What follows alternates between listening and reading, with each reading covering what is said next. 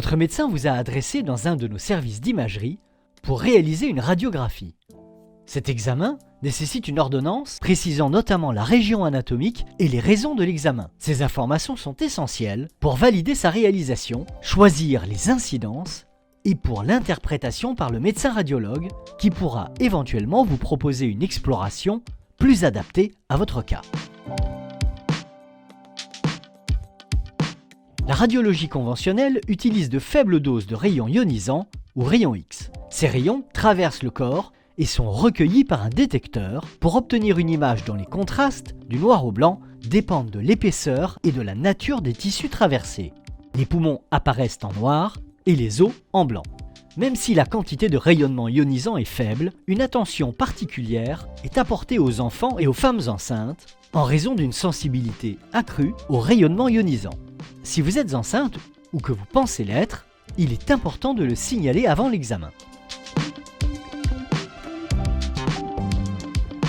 Après avoir vérifié à nouveau votre identité, le manipulateur vous demandera de retirer les vêtements et les objets qui seraient susceptibles de gêner l'interprétation des images et vous installera de manière à réaliser l'incidence adéquate à la mise en évidence de la région explorée. En pédiatrie, il peut être nécessaire d'avoir recours à une contention si l'enfant n'est pas en âge de coopérer. Cette contention diminue les mouvements mais n'est pas douloureuse. Elle permet de ne pas devoir exposer inutilement votre enfant au rayonnement ionisant. Une fois l'examen réalisé, l'équipe vérifiera la qualité des images obtenues.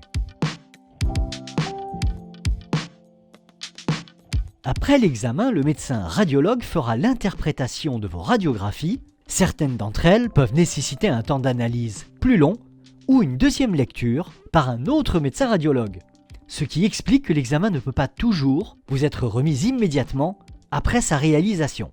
Si vous êtes hospitalisé en consultant de l'hôpital, les radiographies et le compte-rendu seront disponibles directement dans votre dossier médical et dans un deuxième temps pour les patients adultes dans l'espace patient sur le site www.mon.aphp.fr.